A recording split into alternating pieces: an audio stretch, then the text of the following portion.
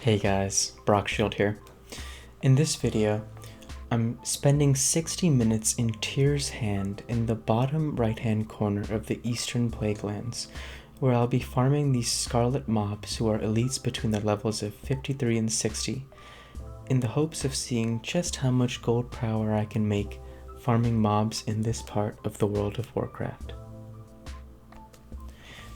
The reason I wanted to make this sort of mini-series on gold farming in hour-long clips is because I wanted something more relaxed where I could make more expository style videos where I could take things a little slower in terms of what I wanted to say, as well as just look back on more longer, more relaxed videos when I watched my own later in time.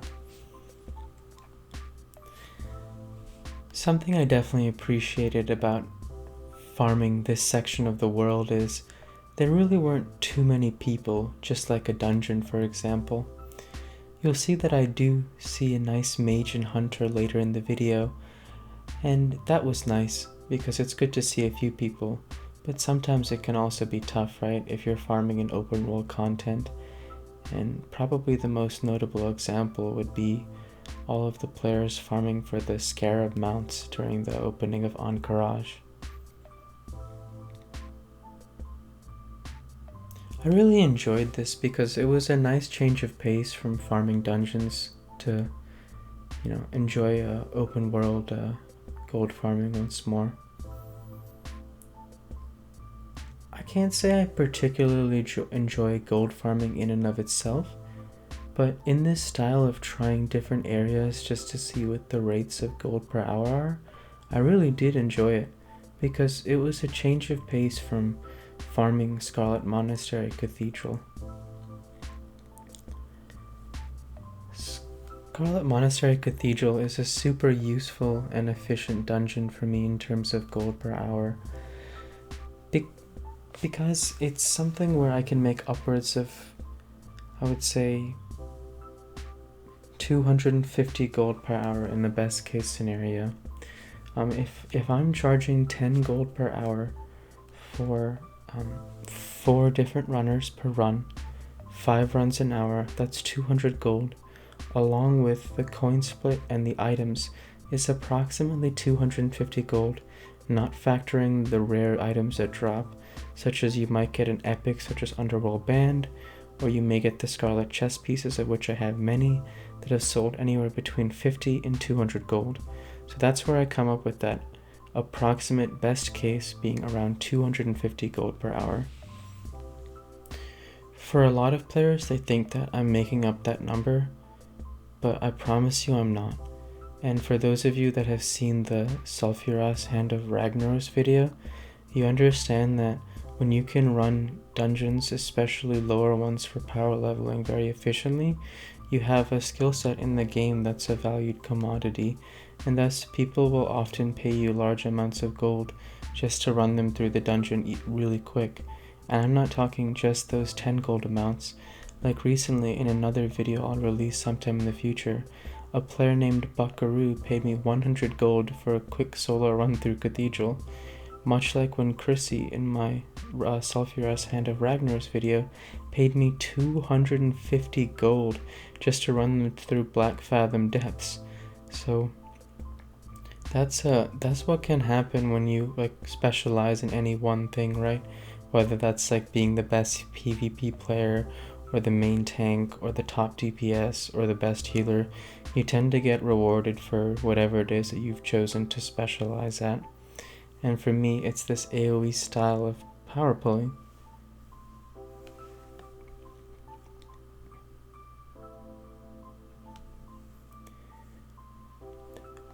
As I'm recording this video, it's the NBA draft, so it'll be nice to see the bright futures of these young players and not have to just, isolate what I say so much just to my World of Warcraft videos, because this is a longer video and it'll be nice to look back on this, maybe a year or two down the road, and and just remember where I was on November 18th, 2020,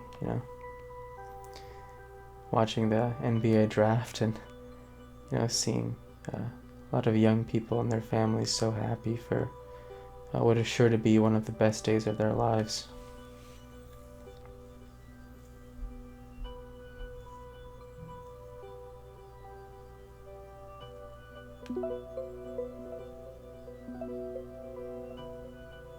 Adam Silver is coming up to the podium now, dressed in a clean black suit, tux. Looks really nice, and he's going to announce the first pick for the Wolves. Anthony Edwards. I really like his style of play. Strong, tough, big, and long. Can shoot the ball. All around, just a great pick. Good for him. You'll see up here, later in the video, I run back into the Mage and Hunter, and they end up pulling a pack too big, and unfortunately I don't help them because I'm making this video. Typically I would definitely help people, like if they pull too many mobs. Like sometimes in the past in Western Plaguelands, I've like run out of my way to go save someone running away from mobs and stuff like that.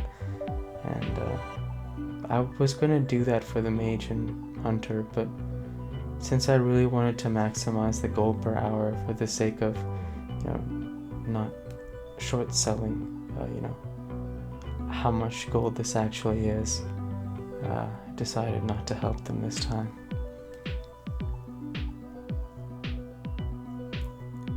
One thing that's really cool about Tyr's Hand is that there's a cathedral, I believe, called the Scarlet Basilica, all the way in the northern portion, the easternmost portion of this area here. And those mobs start to get progressively stronger as you move into there.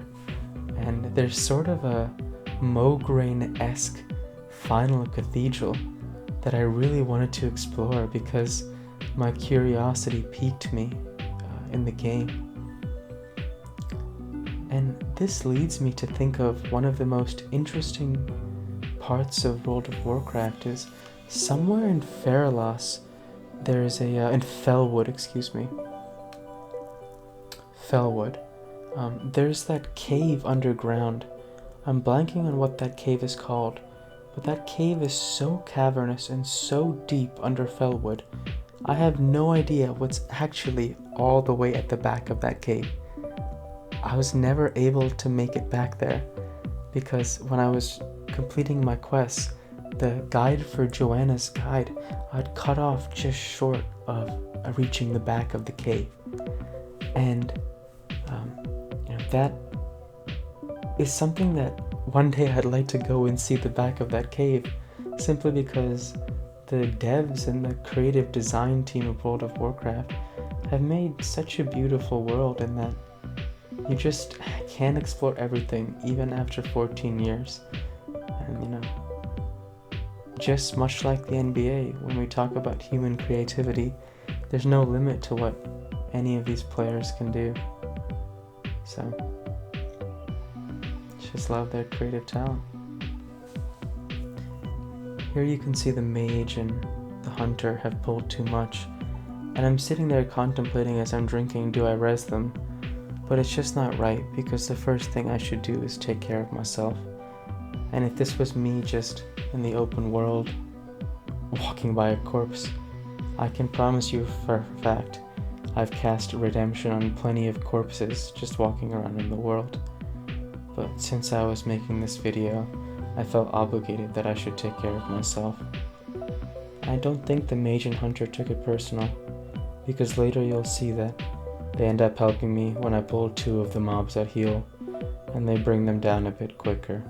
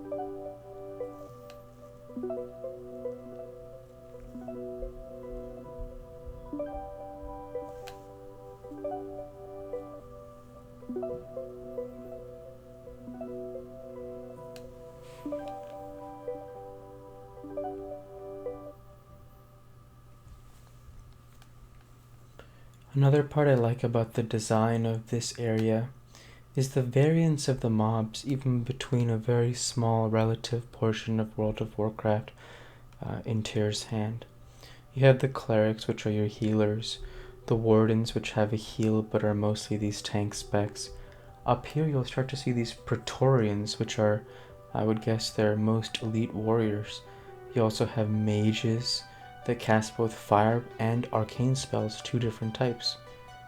And then you have, as you move into the cathedral, your actual boss level NPCs, which are really cool because you'll see here, just like Scarlet Monastery Cathedral, there's a commander who's a male mob, and there's also, I believe, a female who's the head of the inside of this cathedral. But I might be mistaken on that. We'll see when we get back into the cathedral. For now, I'm enjoying picking off these Praetorians 2-on-1 because they don't have any healing abilities, so it's pretty simple and not much to worry about when they don't heal.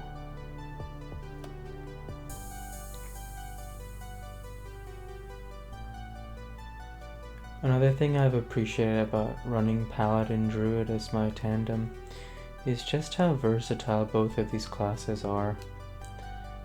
By virtue of having grown up watching WoW Hubs, I always identified with a Paladin in that tank role, like the AoE tank style, and obviously you know that in raids I heal because that's what Paladins are most efficient at and will add the most value. So I pretty much never run any sort of ret spec or anything, which is fine, but just so inefficient. It's like, why not just be a warrior if you want to deal damage? And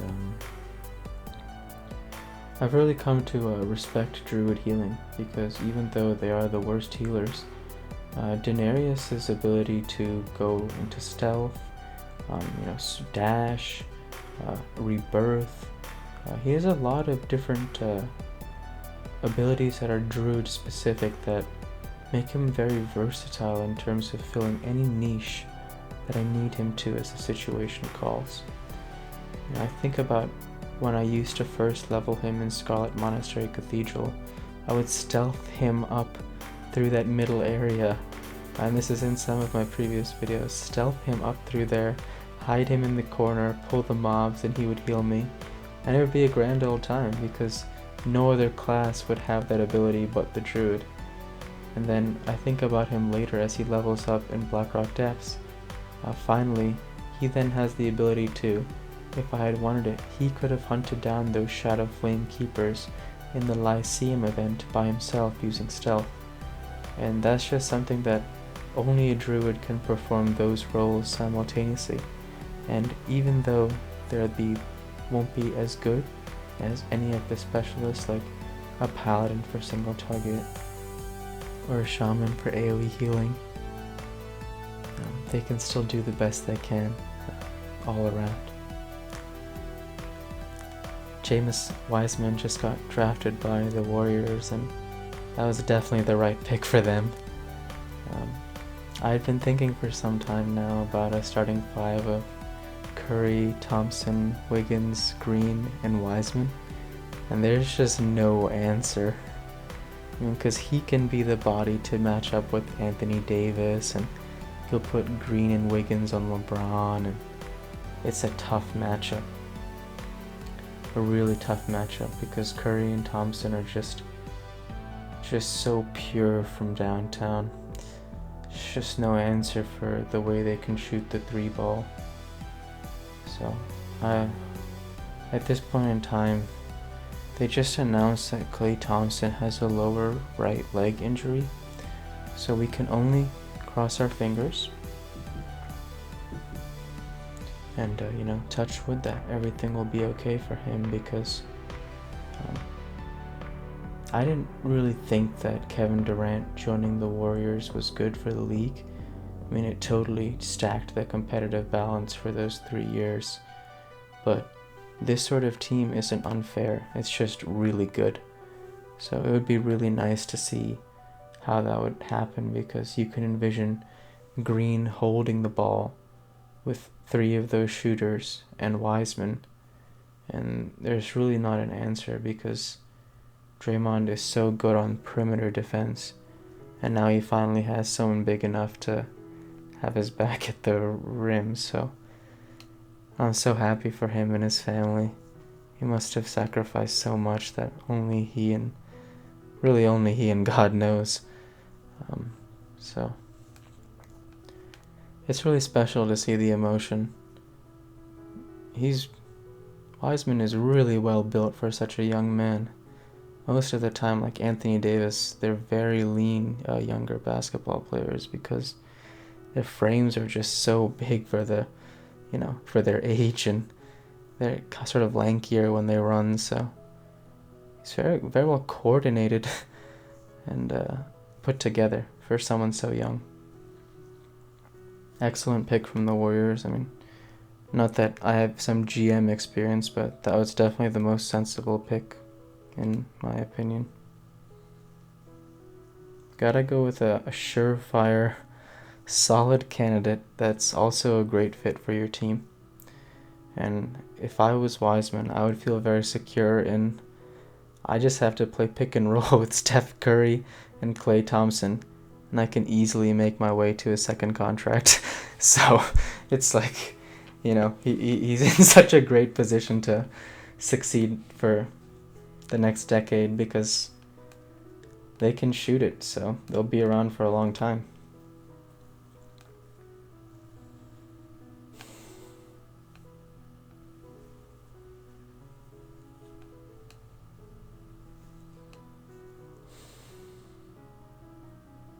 So here we are, finally moving into the upper levels of the cathedral. I had a lot of fun with this because I didn't know what was on the inside. I'm sure if I knew now, I really don't want to go back, because like I mentioned, it's hard to top 250 gold per hour. There's really not much going back from that. So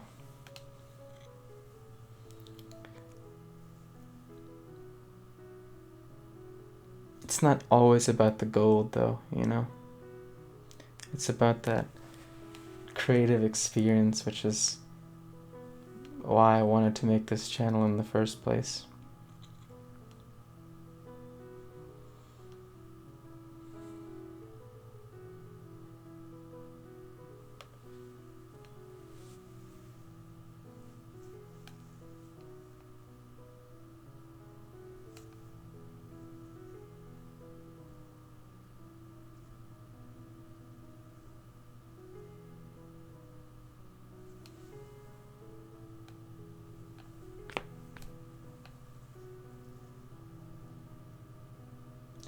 Here you see the reason I don't immediately go in the cathedral is I see the commander, the Mr. I think Valorant or something. I remember I came here to Tier's Hand once right after I had gotten Sulfuras. I did not have full Tier 2 or some of the upgrades that I have now, so he was a difficulty for me then. But now here we go against Crusader Lord Ball Del Mar. LaMelo Ball just got drafted number 3 to the Charlotte Hornets. That's really an excellent pick for both him as well as the Hornets. It would be really nice to see how he develops. Hopefully he can spend some time with the GOAT, Michael Jordan, and see what kind of talent he becomes. He's had an interesting journey to me as a young man, because he's been in the spotlight from such a young age, and he still seems to have pretty down-to-earth mentality, considering that he's been a celebrity since he's been 14 years old, pretty much. And he's had a difficult upbringing for such a young man, to, sure, you think that because your father has money, or because now you can truly say that you were destined for the NBA. He didn't know any of whether or not he would make it, and he's playing overseas and missing out on a lot of different experiences that, to this day, like junior prom, senior prom, this dance, that dance, that are sort of pivotal in shaping who you become as a young person. At least it's been my experience growing up in America. Definitely, I'm sure he'll talk more about that when he finds time in between all of his basketball training. But I've definitely enjoyed this expository style of video, so that it doesn't have to be so devoted to what is it exactly that's happening in the video all the time. There's not much to explain, right? Judge, seal of Crusader, judgment, seal of righteousness. You guys understand. I'm just farming gold and seeing the results, but more than anything, enjoying the process, or I wouldn't do it in the first place because it is just a game.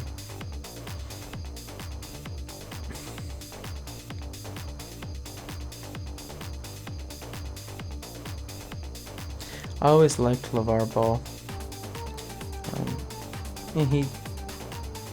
I'm not even sure I would call him cocky.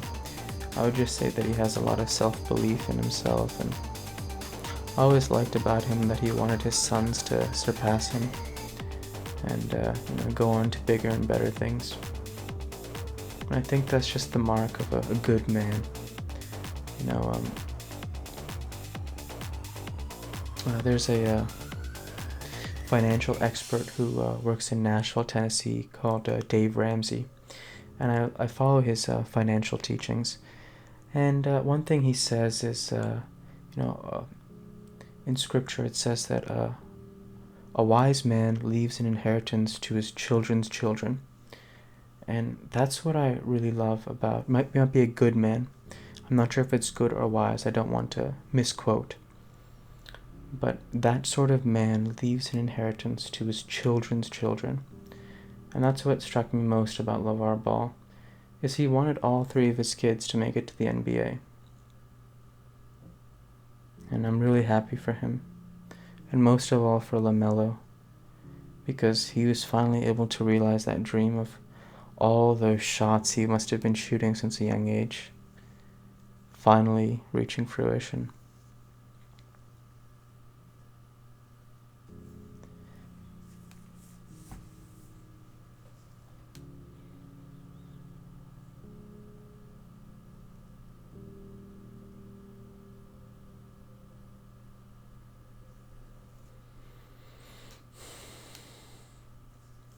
Here we are entering the Scarlet Basilica. I figured if I rushed in and tried to pull the boss here, not only would I die considering all of these mobs are elites, but I was curious if it would aggro just like they do in Scarlet Monastery Cathedral, where aggroing the boss results in all of the other mobs coming towards you.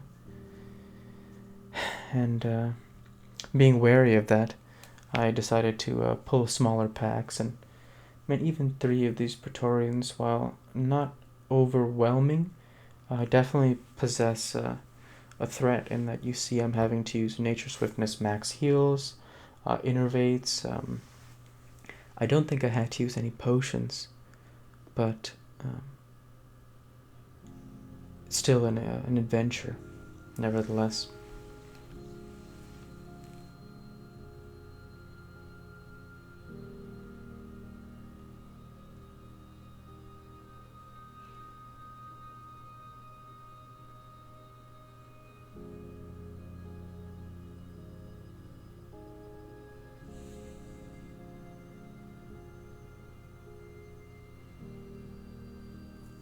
So the Bulls just drafted Patrick Williams. I'm sure when I look back in 2 years, he'll be, deep into his NBA career by then. And I can't say I've watched much of him. Really, any of the players, really, even LaMelo Ball, as famous as he is.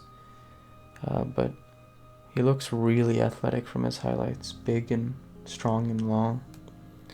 So looks like the Bulls are probably, hoping he'll become a nice 3-and-D wing. So pretty much a long, healthy NBA career, hopefully. Should be a nice pick for the Bulls.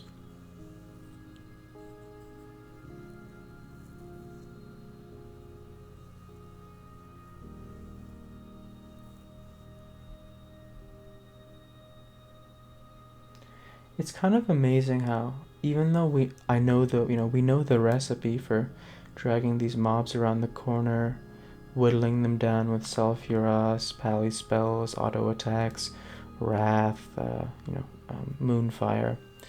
There's still just something so enjoyable about doing it in World of Warcraft. The simplicity of repeating something that already works. And then just watching the beautiful spells and artistry that the game developers and designers put together.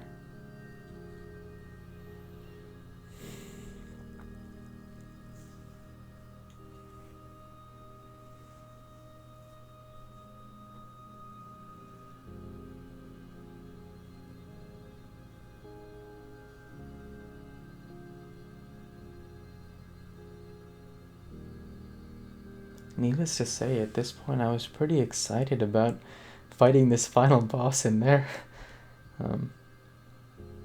I'll leave it a mystery as if to whether or not they have any special abilities. But I figured just given my level and gear advantage, it wasn't going to be too much of a challenge.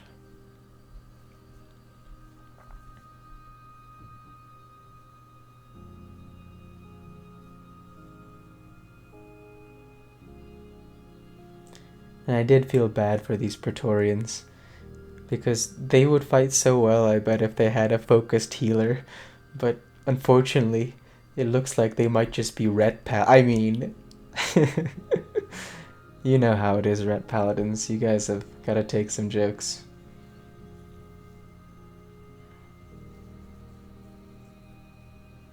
Well, they do have a mana bar. They just don't cast any spells. So, not sure what to make of that.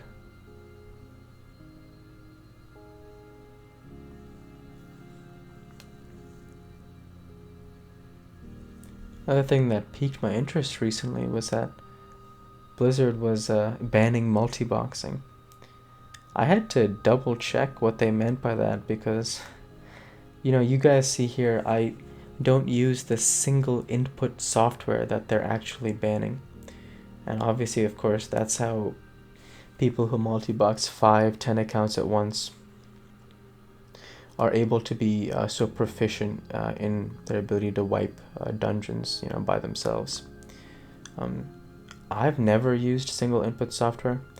I'll leave it up to Blizzard if they think that's right or wrong. They clearly think it's wrong.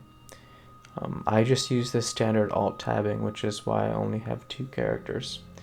And honestly, you'd be surprised, even with 2 characters, it's already a ton of inputs. Like, you'd think, would I want to try leveling a mage and go Pally tank, mage AoE, druid heals, but actually this is enough input as it already is. So, it's plenty as it stands right now. So, I do feel for a lot of the people who, maybe streamers or content creators that, or even just players, that like to running 5 accounts on single input.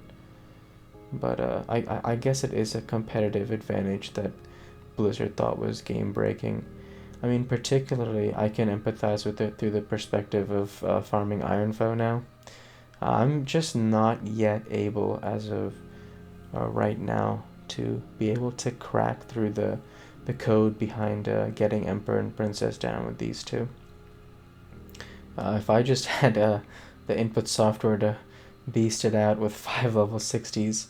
I mean, I remember on the other server I played in, on my warrior, there was a druid there who ran 5 druid single input software, so I know that they were just really stacked because they could just farm all the higher level dungeons for the best gold. Like, I'm not talking just Scarlet Monastery gold, right?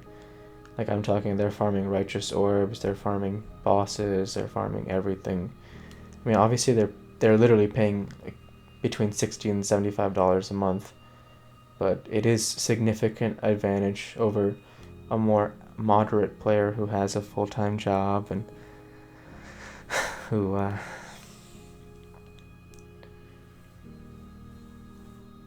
has other obligations like having a family. So those things obviously come first, and yeah, so you can definitely have empathy for Blizzard looking out for probably just more of its fan base in general. So definitely nice to see that. Looks like the Cavs selected Isaac Okoro. 6'6", 225. So pretty much the prototypical NBA 3-and-D player once more. Yeah, looks like he can really cover some ground. They're showing some of his defensive highlights, chase down blocks, stand-up blocks. Yeah, he looks long as well. As if 6'6", 225 wasn't enough. Hey, but when is it enough, you know? I might have tier 2 Hand of Rag, but you see I'm going for Thunder Fury as well, right? So trying to get a few more legendaries if I can. No, just one more. Not ATS, and I definitely didn't have it in me to go for the Scarab mount. Congratulations to all of you that got it, because that sounds like burnout for me in terms of the commitment it takes to put that much time in.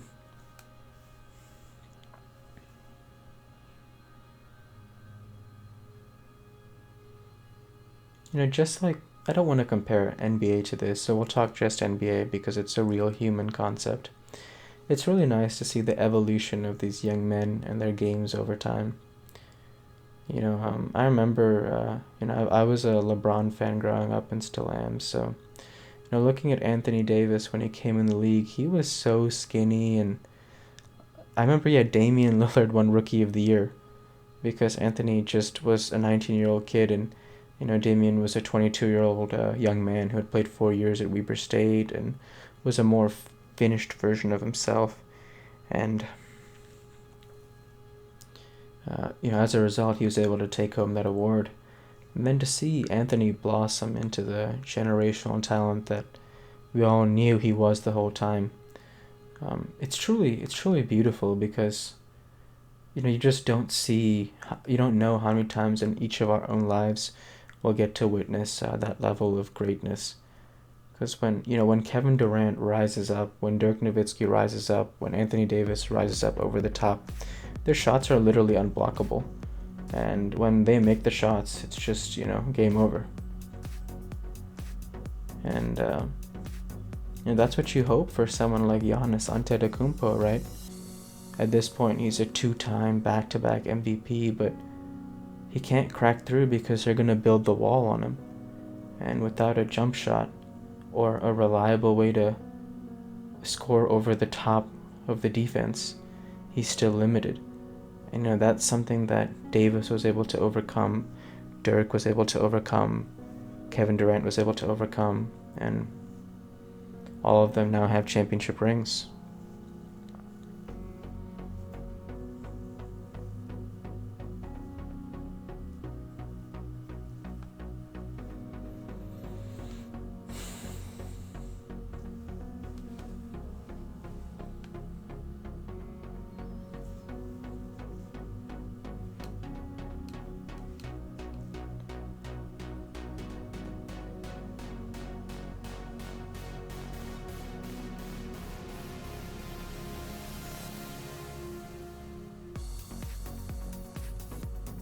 So here we are, finally facing off against this level 59 elite mob in the head of the cathedral. And High General Abindus. So I was wondering if she did have a special ability. And so you'll see here, she does have a sleeve up or trick if you do try to solo her. Just a heads up, because I had never actually seen anyone venture this deep into Tyr's hand, but I'm certain that somebody has farmed all the way in. So you see, she calls for help, and she summons this Crusader Lord Valdemir again. Even though I had just finished him moments before in the cathedral, seems as though she can call him back, so she does, and unfortunately poor Valdemir is going to meet his fate too. What can we do with these Scarlet Crusade though, you know?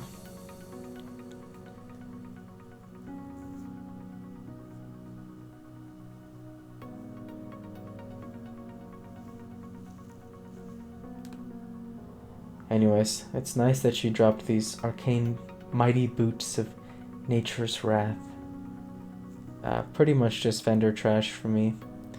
Looking back, I probably should have disenchanted it, as it's the highest level of loot, but my second nature at this point, being on Bloodsail Buccaneers, is pretty much everything but the highest level of gear is not valuable as an enchanting, because the marketplace for enchanting mats at the lower level is not as in demand as perhaps a higher population server might be. So it's in my nature now to just go ahead and vendor trash most of the greens, and I really don't know what constitutes a lot of gold, but by the time you're around 10,000 gold, you're pretty much not playing to farm gold, you're just playing for the creative vision of the game, so I wasn't really too concerned. I guess you can always increase the end gold per hour you might get.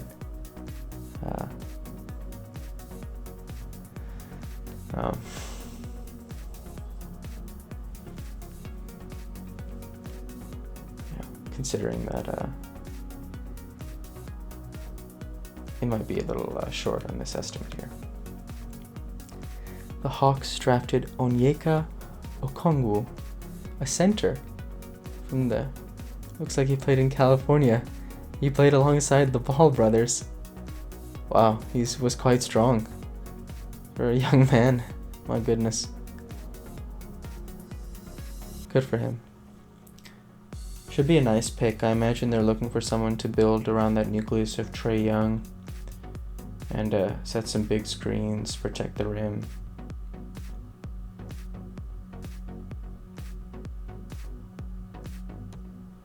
It's amazing how both short and long these players' careers are.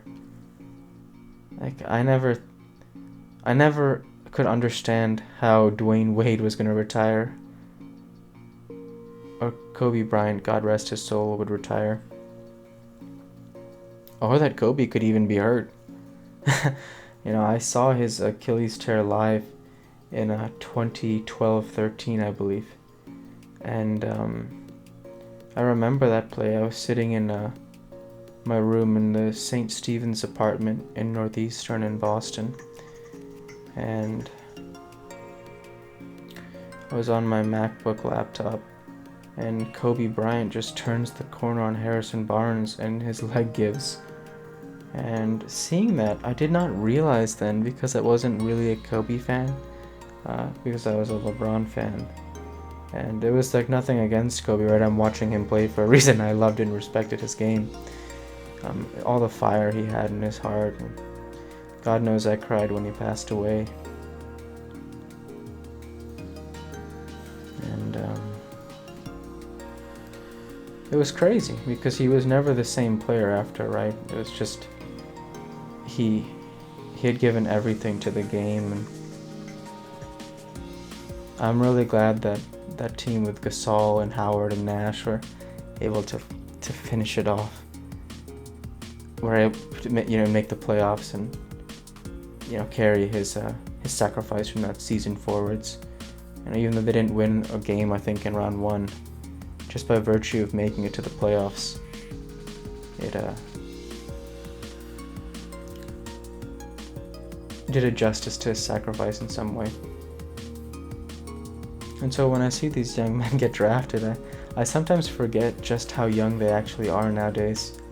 Most of them teenagers, right? It's rare to even see nowadays someone in their 20s get drafted, because I mean, teams rightly value the potential of these men. I mean, looking at Mr. I don't want to mess his name up. The gentleman who just got drafted by the Hawks, the center. He was already quite strong as a high schooler. So, I mean, most of the time having one of the people I went to high school with also has reached the NBA level. Was very lanky when he was growing up, very skinny to this day. And this gentleman is strong, so it's strange because there's still so much more potential for them to reach. And you just hope they reach it, because like I look at a career like Tyson Chandler or Marc Gasol, and like these big men can have such long and illustrious careers because protect the rim, and if you want, shoot or post up, pick and roll, but just pick one of those and get really good at it, and you'll pretty much always have a job. And you can have a career for a long time when you're 7 feet tall, right? So it's fascinating because there was some statistic, I think, in a TED talk, where 17% of the 7 feet and above people are in the NBA, because that's just how rare it is to be that big in the first place. So when I see that kind of talent, you just hope it blossoms, because it's rare enough to be that elite in the first place. Killian Hayes just got drafted by the Detroit Pistons, the first overseas player taken. A point guard. That's quite nice to see. First thing I think when I think of point guards is if they can space the floor. It's amazing how quickly the league shifted, between the early 2000s, start of the 2010s. And once the Warriors came along, the era of those Tony Parker-esque point guards, it looks like he can shoot, the era of those Tony Parker-esque point guards just went away. It's pretty much like, unless you're Russell Westbrook or you're De'Aaron Fox, unless you have absolute elite speed or strength or fury in the case of Russell Westbrook, pretty much just point guards that can shoot the ball and pass, maybe play defense is really it. Even like the Eric Bledsoe type point guards, right? More and more now he's going to be forced into shooting the three, and he is really strong, right? Like, he's obviously worked very hard since entering the league. It's cool to see how the game shifts and how players are forced to evolve as different meta really becomes more popular in professional sports. Like when you think about football, my favorite quarterback growing up was Peyton Manning, the Sheriff, and I loved how he was just tall and could see over the top and had strong arm and could just put the ball on the money between two defenders. Like, he had everything. So that was my favorite quarterback. And now you look at it, there's so many Lamar Jackson-esque type quarterbacks now, like Kyler Murray, Lamar Jackson, even like quarterbacks like like Josh Allen, Justin Herbert. They can all move increasingly at much greater rates than you look at Ben Roethlisberger, Tony Romo, Peyton Manning. That type of player is not really getting drafted as much, but still is super valuable, like Trevor Lawrence. So it's very cool to see the meta shift, because nowadays the 3-and-D wings are the most sought after commodities in basketball, and more power to them.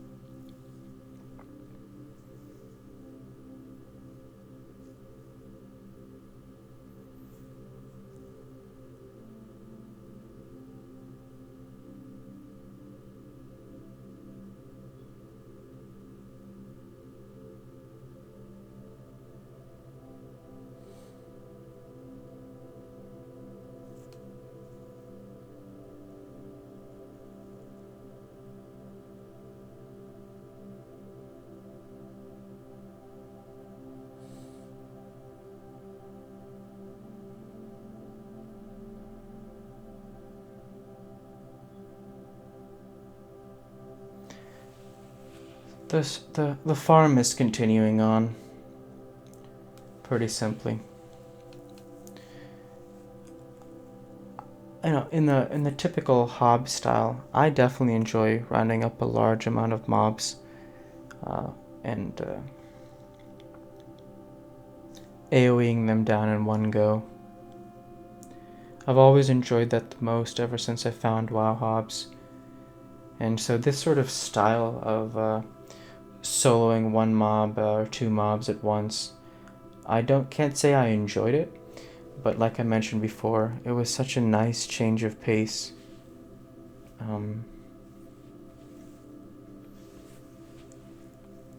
From the typical from the typical AoE style stuff.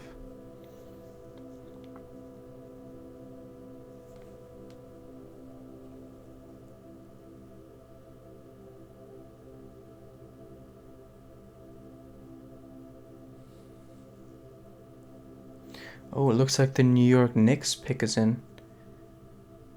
I was hoping that Kyrie and Kevin Durant would try and revive the New York Knicks. It would have been a really nice legacy move because this was such a beautiful franchise in the days of I'm blanking, excuse me, Walt Frazier. Truly great days for them. Obi Toppin was just drafted, power forward from Dayton. What I like most about this young man is his strength. He's built very well for such a young player. It will be interesting to see how he fills out the rest of his game. I mean, he's already doing between the legs dunks, windmills, alley-oops, 360s. It's going to be so exciting to watch him in the NBA. It's actually kind of amazing how it never gets old to watch stuff like professional sports, at least for me. Like, I used to think, like, after LeBron James, I really don't want him to retire. Like, would I get sick of the NBA? But it's like you never get sick of a poster dunk. Or recently, DeAndre Hopkins caught that game-winning Hail Mary pass. I saw that live and I was literally speechless. I mean, he went Randy Moss on 3 defenders, and it just doesn't get old. To this day, I still watch this Blake Griffin top 100 dunks highlights, which are mostly dunks from his rookie year. Because after his rookie year, like, his dunk percentage dips a lot, because pretty much, like, he's just going so hard, he can't keep up that pace forever. And just even those dunks from his rookie year are so special. They'll always last the test of time in my memory. And I always use them as inspiration, like when I'm studying for my job or when I'm creating content or I'm exercising. It's just like, these guys go so hard to achieve their dreams, and I'm so happy for them. And wow, like, oh my gosh, he was drafted by such a historic franchise. And he really has an excellent quickness to him. In terms of someone his size being able to move like that. He looks lithe, like not bulky, which is really good. Because NBA is a different kind of game, how much these guys run. I know, like, when I was even 19, 20, 21, if I would play basketball, like, 3 days in a row for like 3 hours a day, I would start to, like, really hurt. Like, I couldn't move. And so when someone is lithe like that at that size, it's really rare. I mean, that's hence why they make it to the league, because most people that big can't move very well. And that's just how human bodies are designed, right? Like, that's why most of these UFC fighters are not super big or bulky, but are pretty much like either smaller and quicker or lankier and taller. And then you'll obviously get a lot of those extremes like Daniel Cormier or Stipe Miocic, who are built really well and are still really quick, like Roy Jones or Mike Tyson. But those are like the rarest of the rare. But yeah, NBA players are really cool bodies because most people that big can't move. Like, it hurts them to physically move their bodies that much. So I just hope they're able to make it for a long and healthy career.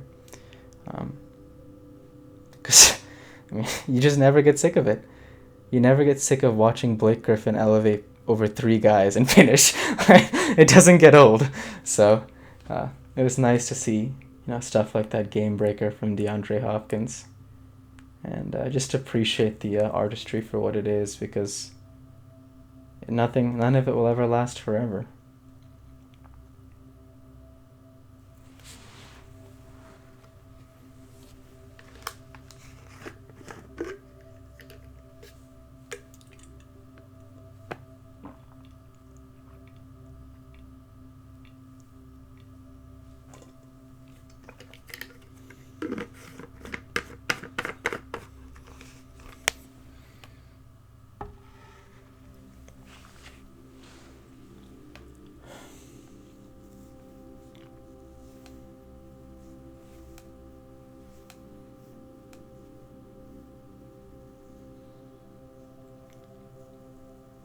You see here within the last 10 minutes of the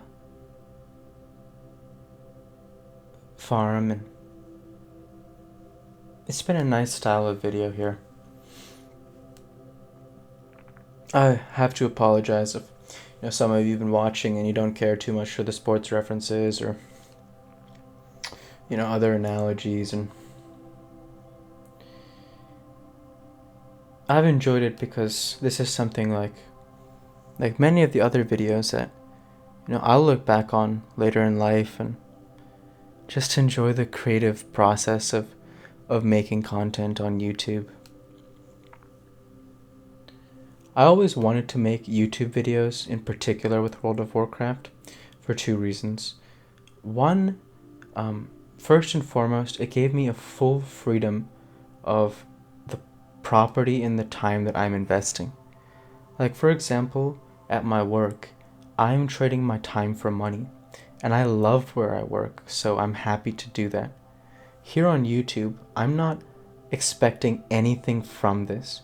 So when I do this, it's truly out of the love of just making the videos, first and foremost for me, because if I don't love what I do, why should anyone else love it? And then secondly, for hopefully a loyal fan base that can relate and experience the journey that Brockshield and now Daenerys have been on.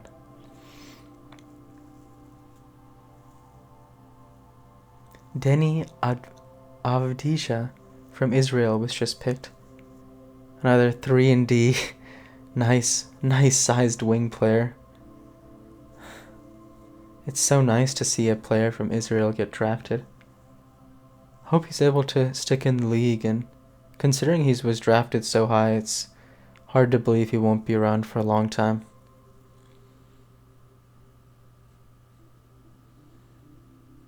Yeah, he's dunking quite easily. Can likely shoot the ball. He's a quick first step. Good passing.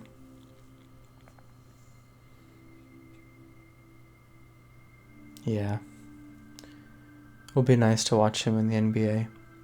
Wizards could use some help. The Wall and Beal contracts they've been a lot of big money for them in the cap. There's talk of trading Wall for Westbrook, but I'm not sure what that accomplishes for either team. It would be nice though.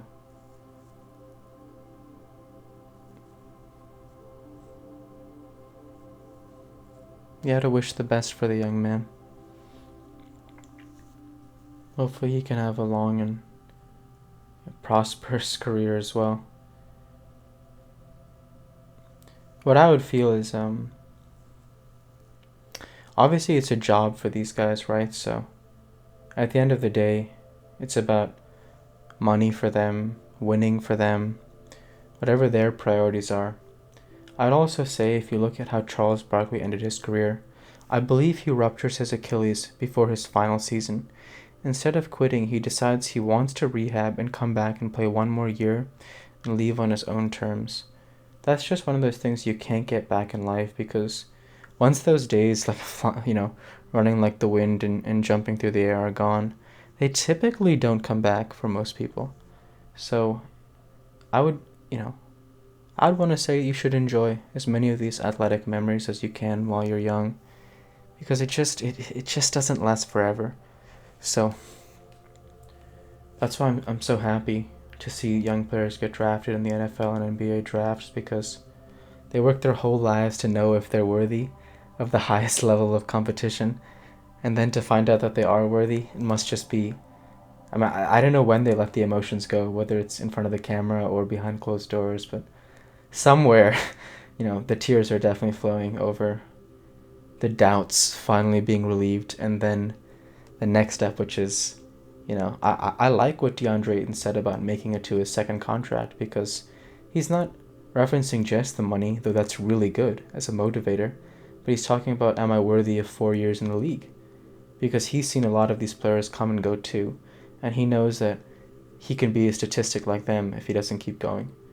So it's really amazing that they get that chance now, and they know that the work is just beginning once more.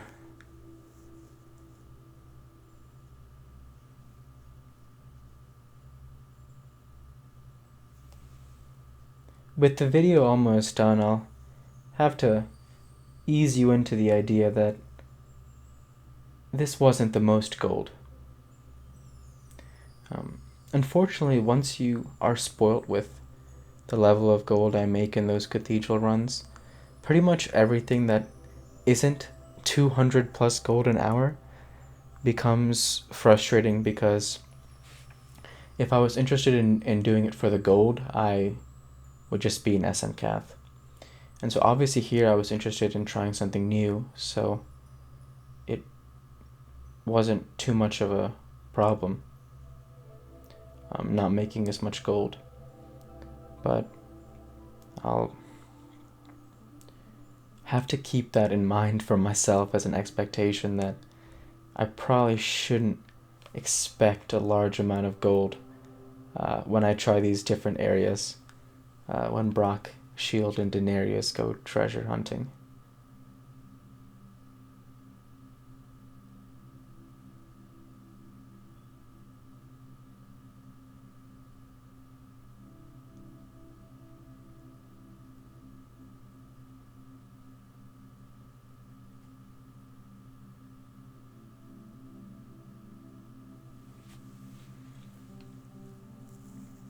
As the video comes to a close, I would definitely ask if you have any ideas of where I can go treasure hunting.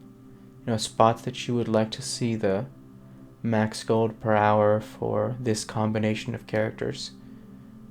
Because some spots might have more AoEable positions, which is great of course, and some might have higher level mobs, which is also great, because this two-man combination can survive the high-level mobs like we see here, and it can survive hordes of lower-level mobs easily.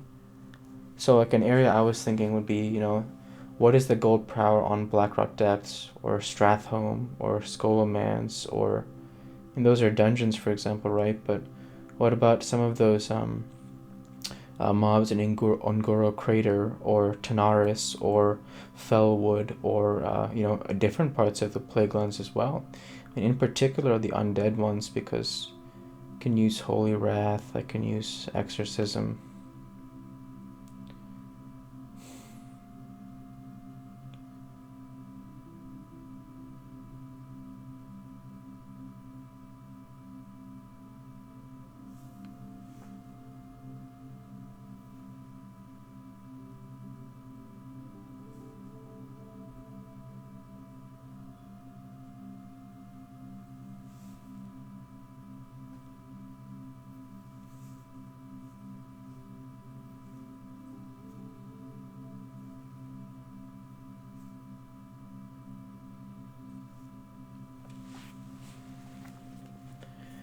Here, as we close out the final minutes, I'll have to give you some fair warning that things are about to take a sad turn towards the end of this run.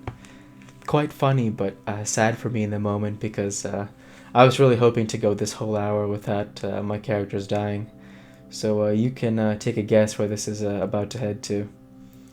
I'm figuring as the run is ending now that, okay, I've pretty much done as well as I can do, so it's about time to close it out and call it a day here and, relax and eventually vendor everything and get a price check on the rest and call it from there. So